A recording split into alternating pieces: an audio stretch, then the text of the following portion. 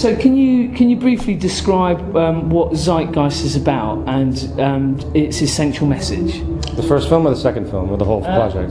The first one, the second one, and the whole thing. The first film was a treatment on myth, things that were basically elements of society that people think are real, but as you take an objective look back, you see that there's a lot of mythology that occurs. And it's not just mythology in a traditional sense, such as religion, which is the first section of the first film, but the mythology of 9/11, which if you take a strong objective look back, and as difficult as it is, you begin to see that the conspiracy theory that could possibly exist is actually the government's story and not some fringe cult ideology, which is what the government claims.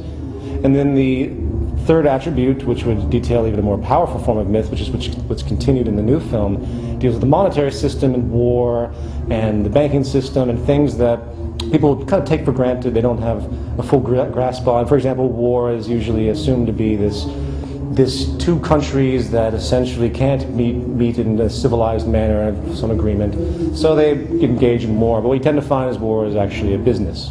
If war wasn't a business, they could script in a draft human lives. What they would do if it wasn't a business, they would actually take all the industries and conscript all the industries for no profit ever to be made. They don't do that because war is one of the biggest businesses there are. So, and they make weapons, so they use them. So keep that in mind. So that's a mythology that people have, this general notion. So I continue the financial system in the new film. And that's the first section of the film. It's in two sections, 4 parts. The first section deals with the monetary system.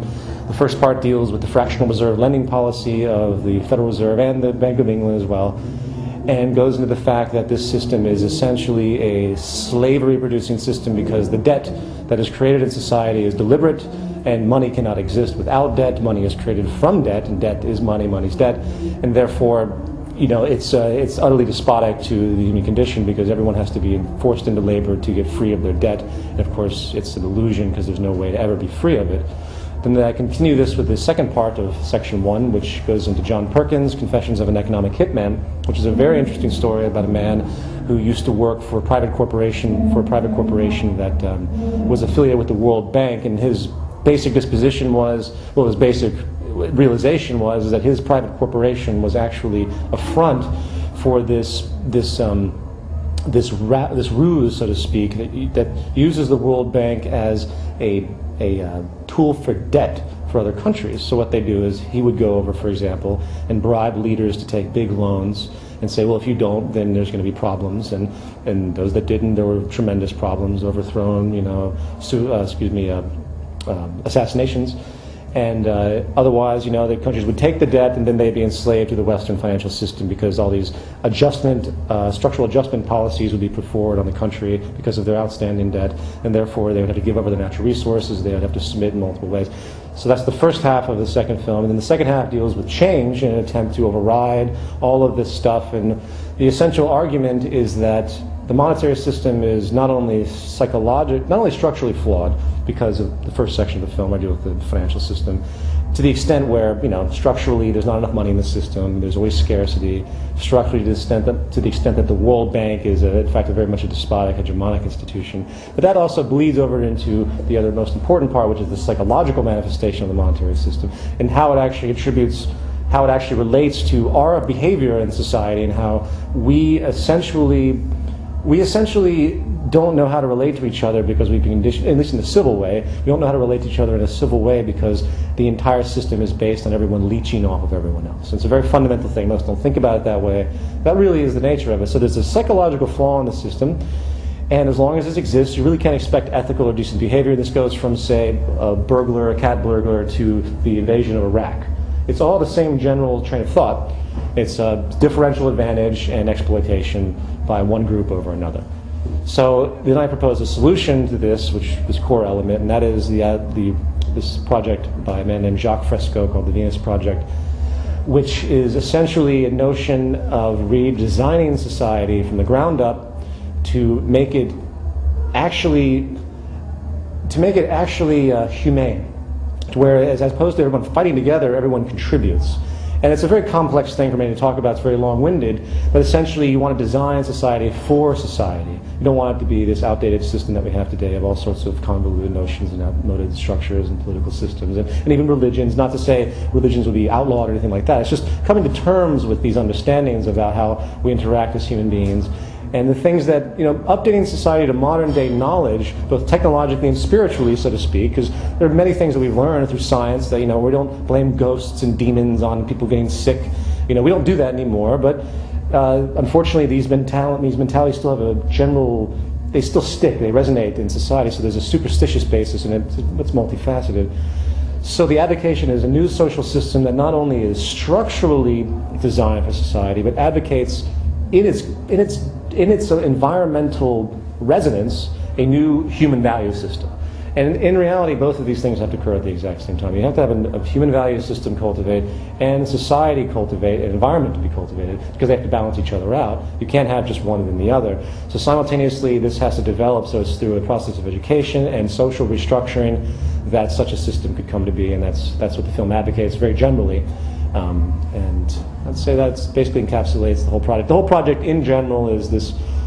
The first film deals with the problems, and then I attempt to get to the core of the problem in the second film, and then present what I feel is at least philosophically, a very decent solution that has so many elements to it that could be expanded upon by other minds and continued forward. The philosophical basis, I think, is quite profound, and I think it's nearly empirical. So. I think you've done a fantastic job on it. I really enjoyed watching it. It was kind of one of those documentaries you watch and you kind of shake yourself down and feel slightly different after watching it. So thank you very much. Oh yeah, sure. Thank you. I'm interested to know, talking about the monetary system just for a moment. I think it's really interesting that, I myself didn't know about the fractional reserve system and how that works and so on and so forth, and it was kind of sat there quite aghast. I mean, I have some understanding of it, but watching that explained quite well. And it kind of led me to think, why don't we, as you point out in the documentary, why don't we as individuals fully appreciate money within the centre of our society? It's obviously fundamental to it. So, I think it would be very helpful for people to sort of be educated in that. Is there anything you might say about sort of the money and why people don't know about it and how they could sort of get to understand it? Or is there any thoughts you might add to that? Well, I think it's basically goes back to the structure and psychological elements of it. Well, first of all, people don't generally know how money is created. They have no understanding of money. It's just one of those things that exists in the system and they just live with it. And most have never questioned it. It's a form of faith, and that goes back to its religious connotations, as I had pointed out in the first film. Basically, I would say that people need to learn about what the system is, of course, not only from a structural standpoint, but in psychological standpoint. I think once people wake up to realize, for example, structurally, that you're only as free as your purchasing power will allow you to be. People think we live in a free country or whatever. In the United States, it's a free country, so they say. Well, how is that when you have no choice but to submit yourself to what is essentially a private dictatorship in a corporate structure 40 hours a week on average? How are you free when you literally have to work in some predefined element that you have very little choice to? Some people can be entrepreneurs and make their own way, but still, they're restricted by the structure. So you're only as free as the purchasing power will allow, and most don't consider that. They don't think about that because they've been brainwashed into what the meaning of freedom actually is. On a different point, democracy is another word that's thrown out in our societies. Democracy is basically... There's no such thing as a democracy in a monetary system, especially based on our current monetary system, because the more money you have, the more advantage you can get. And the whole element of an election is how much media coverage you can get, because that's how people learn about you. So if you're a small-time guy with all the great ideas, all the altruism, and the media doesn't like you, for example, in the United States there's a man named Ron Paul who was blacklisted in the media. He really represented all the things that I think really would help things, like shutting down the Fed, eliminating the income tax, and disbanding from all of these larger, really despotic financial structures. But of course, the media has strong affiliations with the corporations have strong affiliations with banks, and the established political structure. So naturally, anyone who truly wants to help is not going to be able to. So so the more money you have, the more influence you have, the more funding you get. So it's not only money that someone personally has, it's the money that's given to you. So, very simply, Barack Obama in the previous campaign versus versus John McCain. Barack Obama crushed McCain in his overall financing, and I think it's very transparent that it has a strong effect because his capabilities are much more powerful. So anyway, I don't want to go on that tangent, but ultimately what I would say is that the structural system on multifacets is not only a slavery-based system, it's an illusion that has been created to think it's normality to function the way we do. And the psychological ramifications, which people really need to think about, is, again, as I mentioned before, is chiseling off of each other. And I think people need to really understand that about themselves and start to think about their own morality, so to speak, whatever that may be, and how they're literally broken away from their ability to be ethical, because you can't be ethical in the system. It's inherently corrupt, because the only way you can survive is by gaining differential advantage one way or another over another group or individual. And that's really the absolute foundation of it. So if people think about that, I think they would wake up to the need to get changed, the need for change, and to move out of such a system. Thank you for that. I'm not sure if you just answered my question, because I wanted to explore, if you will, for a moment, the idea of money.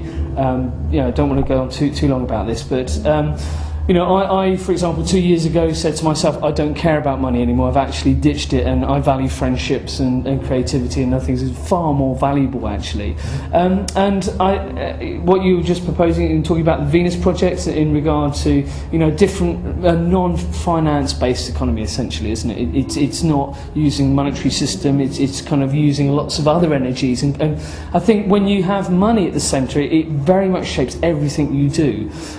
So how do we get? I would love to see a society that's not based upon money. Any thoughts you might share about any insight you have working in producing Zeitgeist, how we might actually get to there from where we are at the moment on money-based system to something that's not maybe so heavily focused on money? Any thoughts you might share on that? Well, sure. There's numerous steps I think that could be taken. First of all, you could try to eliminate the scarcity in the money supply itself. You could get rid of interest. You could have a non-interest-based system. You could have the governments take over the production of fiat currency, which is, of course, still fake money, but they could make algorithms that would make the money have a relationship to the actual goods and services in the system. And this is something that's really not done whatsoever. In the current system, it's not done at all. It's not, very little mathematical modeling is happening whatsoever. So in other words, you could have a system where it is a medium of exchange, and it doesn't exist in scarcity, which means there's enough to go around, but it's only going to happen to a certain degree. So those things would be helpful, because people wouldn't, like the government wouldn't have to pay interest on its loans, and people would have to pay interest on their loans. And that's, of course, very helpful. So I think that's transitional and a good step. But in the end, it's just patchwork, because it's still creating competition. It's still people at each other's necks to survive. I think the next thing that needs to happen is the first layers of abundance technologically need to occur. So you would have food, energy, free. You could give it a socialist name, whatever you want to call it. Eventually, there's no reason, based on the amount of abundance and capabilities that we have, the technological ability to create abundance, that we have to have people pay for food. It should be one of those things that, because it's necessity, and eventually this will be extended. So energy free, food free. How is it free? I mean, basically automation of the systems that create it could be so powerful that you'd have very few people that would need to be employed in it. Those are two very simple things, and eventually it would move to stronger freedom, stronger things distributed for society. Eventually you'd end up with distribution centers to get whatever you needed, because it's just like a factory at a corporation, but it's just everything's there, like a library. You go to a library and you get a book and you return it, and you could go there and get a microwave. Take it. There's no reason to take multiple ones, because you can't sell it, because there's no money in the system, at least hopefully at the point in time when that's actually an availability. So it's created in abundance, and you could do it in a step-by-step manner. I think it's very feasible to do that.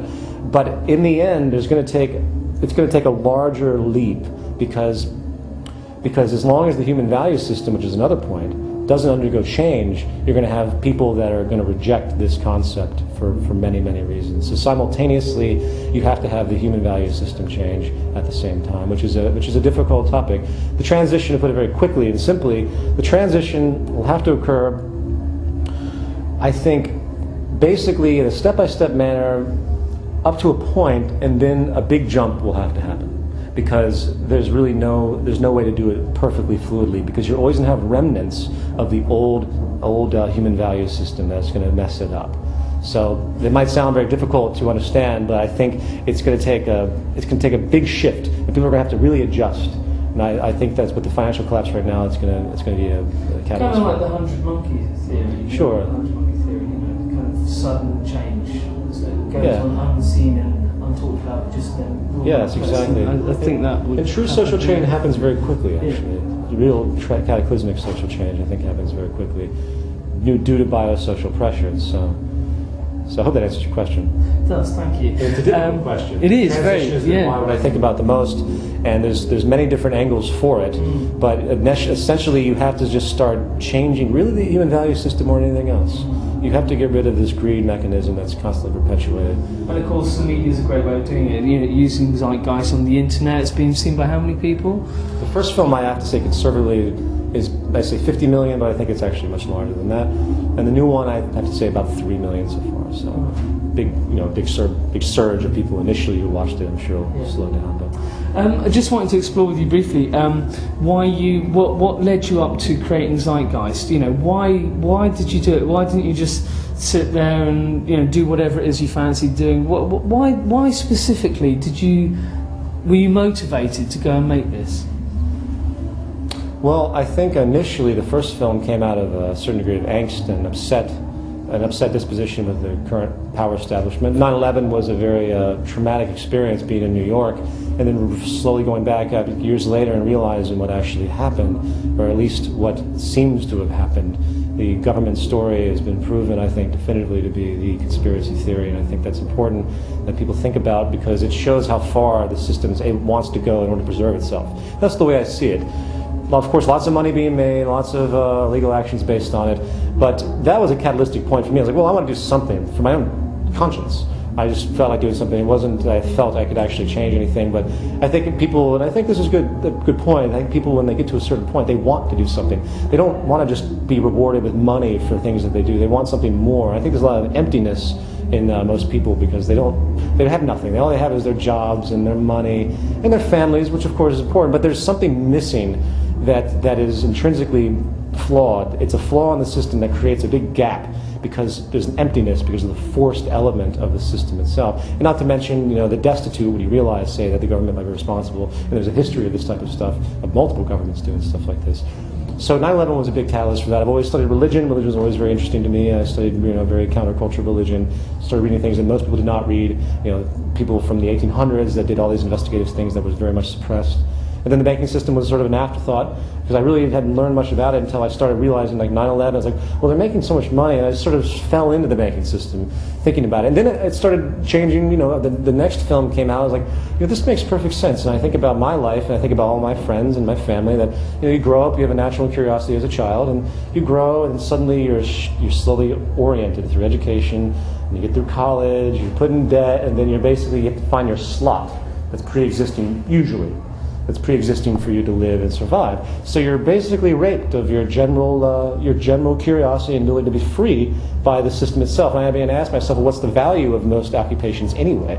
What's the value of certain people doing, secretaries and working at Kmart and people doing what are basically totally mindless occupations? People say, oh, they have to exist. Well, that's the thing that isn't true. That was what inspired me. Through technology, we don't have to clean out sewers anymore with our hands. We have machines that do this. We don't have to go to the coal mines anymore. We don't have to do tons of things. An automobile production plant, which was considered very dangerous back when all humans were doing it, now is 95% automated.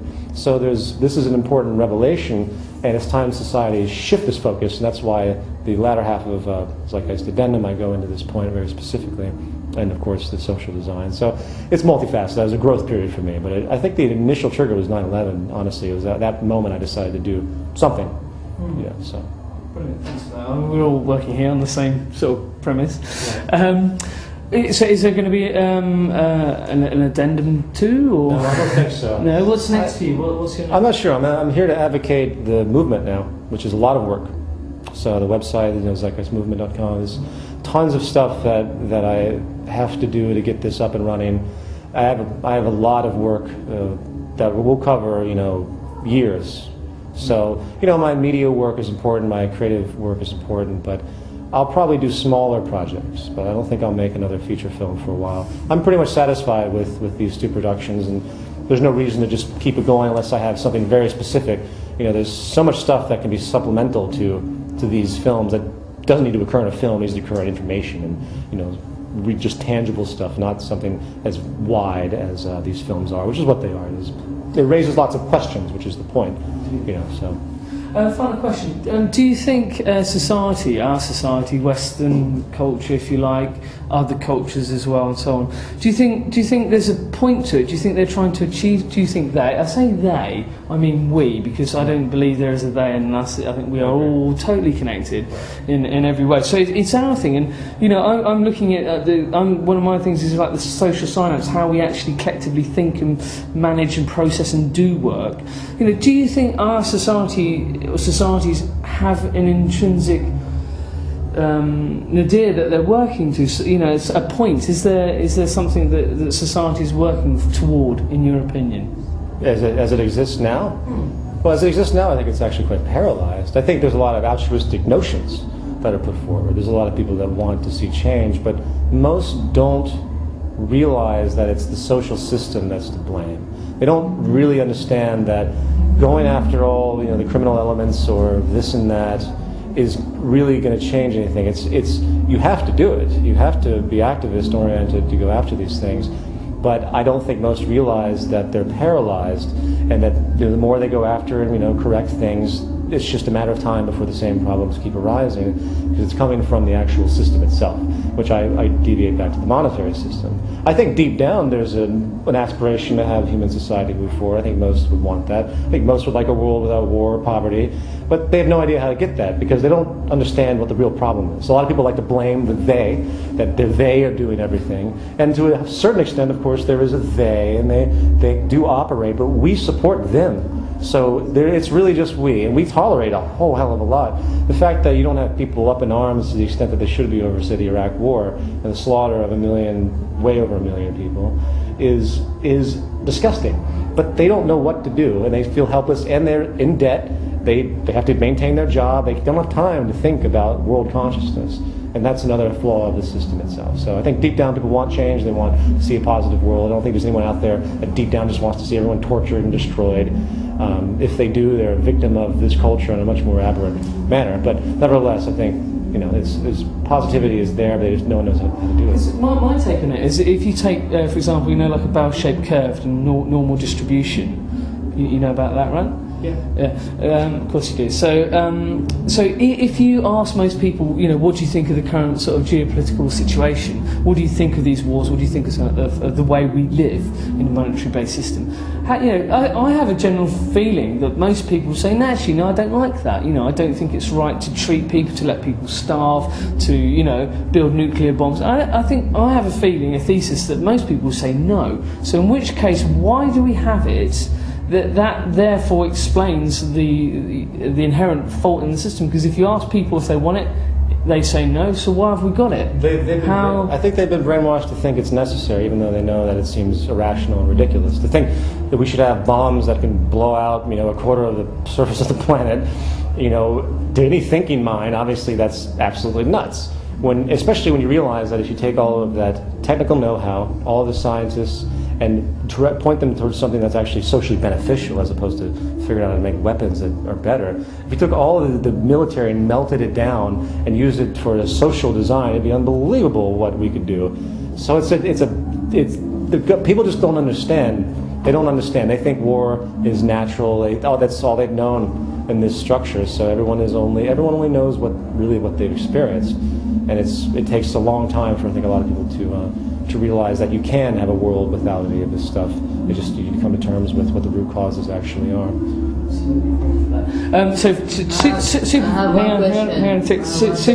Super finally for me. Just imagine for a moment, this is a global documentary, so we intend to, like yourself, get it out there and get it seen by the 6.7 billion people on this planet.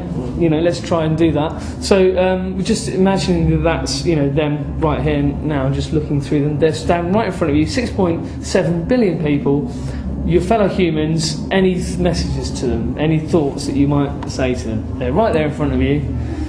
Well, I say this to everybody. Well, I'd say that what has to happen is a social awareness on two levels, and it's the most important thing. And the first really does have to come from within us. Could you do it to camera? Sorry. What's just that? For consistency. Oh, sure. Okay. Sorry, so I've got everybody to do this. So they're looking at you.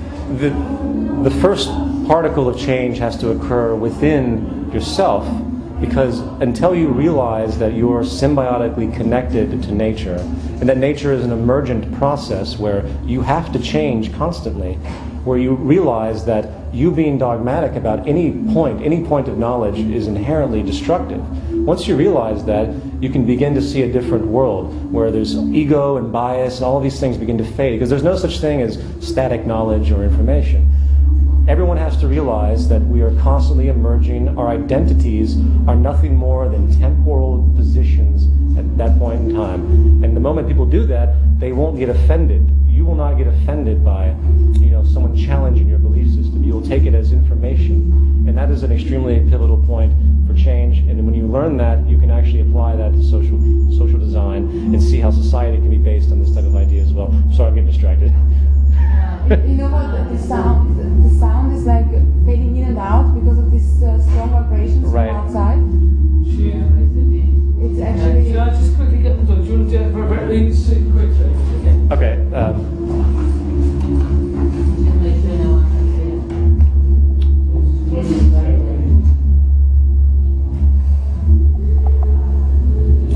Should I try it out? Is it? Can you hear me okay? Yeah, can you? Okay, for now. Okay. What I'd like to say to everybody is that the first thing that has to happen is that you have to realize the emergent and symbiotic aspects of natural law as it applies to you. To realize that everything you think you know is actually undergoing change and will always undergo change. And therefore you can't get hung up on any position, any identity, any thought processes, any belief, because any faith specifically as well. Because the moment you do that, you restrict new information. I think that's the most important thing. And once you realize that you're interconnected with nature symbiotically, it establishes an entirely different worldview. So what I would communicate to everybody out there is that understand the symbiotic and emergent relevance of natural law and how it applies to you. I hope that's okay. I'm really delirious at this point. I just have one question, and basically it's for news piece, and it's 1 minute and a half. It's not a documentary. Oh, okay. It's for an independent TV station. So the question is basically how in your understanding of what you've been researching with the economic system, how did the credit crunch come about? That's basically it. And if you can say it in very shortly. As far as the term credit crunch? Well, what's going on right now? Why the money supply is contracting? Yeah. Okay. And so basically, for example, I heard credit crunch, and it's like, what's that? I have a clue, I don't understand it. Sure. So if you could explain to me as someone that has got a clue, but anything. Okay, you want me to look at you or look at the camera? Okay.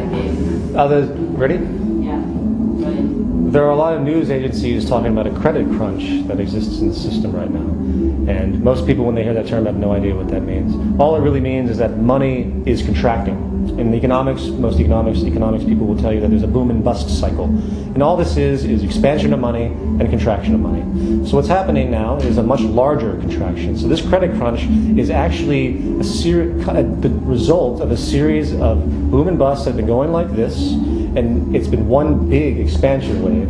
And now it's time for a much larger a contraction wave. And that is what's happening. That's what the credit crunch is. It isn't, bad loans or anything. It means money is disappearing, and that's because of the fractional reserve-based monetary system more than anything else. I think that's fairly. Is it actually premeditated, or it just happens by the nature of the? I believe that I believe that the contraction of the money supply right now is partly anticipated and expected and used for advantage, and one half is actually a result of a Ponzi scheme that has gone too far. I don't pretend to know if someone they knew what they were doing when they created this system. But to the effect that they knew this would happen at this point in time, I don't know. I think they use it to their advantage, but they also know that if they let society collapse, they let the supply of money contract too much, society's going to get extremely upset. And I don't think they want to lose that type of control. So I believe that it's a combination of the Ponzi scheme, known as the fractional reserve system, and the expectation. And what they're doing, and that expectation is doing whatever they can to capitalize on it through the consolidation of power, and simultaneously trying to really placate the general masses by having them, feel like everything's actually fine. Because if the public really freaks out, then they're going to have a bigger problem on their hands, and whatever gain they might have might actually blow up in their face, as people might say, want a new social design. So if the party comes out and no one is actually spending anything, it's not buying Christmas presents, and it's not, taking their money out of the bank, will that be detrimental to them? Well, it'll be detrimental to the corporations to a certain degree. I think, but they don't. The thing is, people aren't buying things because they don't have the money to do so. There's no availability of money because there's not enough people willing to take on new loans, or there's not enough people willing to do all the attributes that are required. There's not enough jobs available. Jobs are drying up because the resources of larger corporations are drying up because their loan structures are failing as well. So I believe that. So yes, basically it injures the larger elements of the corporations because they need the money to come in because they have their own debt to deal with. Everyone is susceptible to this game on one level or another. The banks, they have the highest degree. They can manipulate things to a certain degree, but of course they fail too. Now that doesn't mean that the whole system is going to be blown out. Not at all. They keep their bonuses and everything else. They bail out everyone. They're bailing out the automotive industry in America right now. So they do what they have to do. The Federal Reserve is what's called the lender of last resort. It was put in power to deal with this exact problem because they have the ultimate authority of making money out of nothing to bail out all the problems that the fractional reserve system creates. So this is why they're there. This is what they're here for, and that's of course inherently corrupt. So it hurts everybody, but for them it's both a power consolidation and that's basically it. It can preserve their monopoly. They get to absorb smaller banks, just like they did in the Great Depression. But then again, they have to walk a fine line because if the public is too upset, if they really contract the money supply, you're going to have a Great Depression. And I think the establishment really fears an upheaval for social change that could actually override the system. I don't think they're willing to take that risk. So they're going to do their best to keep it afloat as long as they can. I'm of the disposition that they're not going to be able to do it. I think things are going to get a lot worse. Do you think that it's going to go crash all the way to the ground? We're going to get rid of the finance system? Because that's what I'm hoping. Well, I think what they'll probably do is if it crashes to the ground again, if the people don't react the way they should, then they'll restructure the financial system in a much more despotic way. And that's the caveat of the whole thing, which is why this information is so important. As my good friend Brian says, when shift changes, not all the bases are covered. Right. And I think that's a really good point because whilst we're in this transition period of something happening, that you can't have your eye on everything. And I think now's a great time to be alive and to be doing things like Zeitgeist and helping change things. So thank you. Well done. Good. Cool. Really appreciate that. Oh, sure. I wish I was a little more alive. I've had It's amazing, man. I'm really dying. You can definitely officially go and have a sit down now. Can you also say something about the connection that people should find with nature? To you right now? Yeah. Or on camera? Yeah, for the camera, perhaps. Well, because I could maybe use it in. I really kind of have to go. Okay. Yeah. I'll say something real fast. The connection as far as the symbiotic connection? Yeah. Well, the symbiotic connection of nature is very important because it's very lost in our traditional belief systems. Religions, for example, they have this particular arrogance to think that we're separate as human beings. We have the soul, and our life here is this testing ground to see if we're going to go to heaven or hell, and things like this. This really detracts from our actual true connectivity to nature, which we're a part of. There's no difference between me and a flower, and to think anything otherwise is utterly arrogant. Life is not just we think we're solid in this form, but we're not. There's tons of things around us that have a direct influence on us. We meld in many different ways. We are affected by the atmosphere. So we are absolutely connected on many, many vast levels. And electronically, our brains are frequency connections. The reason that we see each other is because we are tapped into the same type of frequency. So there's tons of connectivity that people need to realize. And the most important is that when it comes to nature, to the fact that we are connected to nature, and that means everything that nature has, including nature's laws, it creates an entirely new belief system, entirely new approach to life. Once you realize that you're connected to each other, for example, if I realize I'm connected to you, I'm much less likely to behave aberrantly towards you. If I realize I'm connected to the water and to the planet, I'm much less likely not to, say, go pee in the stream I'm drinking from, I'm much less likely to destroy the environment, in other words. So this is, people don't think that way. The corporations go and they destroy everything because they don't recognize this. They don't see that they're peeing in the swimming pool that they get everything from. Or that's a bad analogy, but they're swimming in it, whatever. So the symbiotic connection of nature is probably the most important realization people can have, because that's what's been lost for centuries. The Greeks had it right a long time ago, and somehow they didn't have everything correct, and we don't have everything correct either, but somehow it was really lost during the Dark Ages when all these other religions came to be. So I think the oneness, to realize that there's no such thing as independence, and that really is a representation of this symbiotic connection on multiple levels, is one of the most important things that people can consider, because it makes all of us the same. It makes us the same with everything else. Therefore, we're interconnected, and you have this sort of unconditional love for things, because you realize your integrity is only as good as the integrity of everything else around you. Thank you. Sure.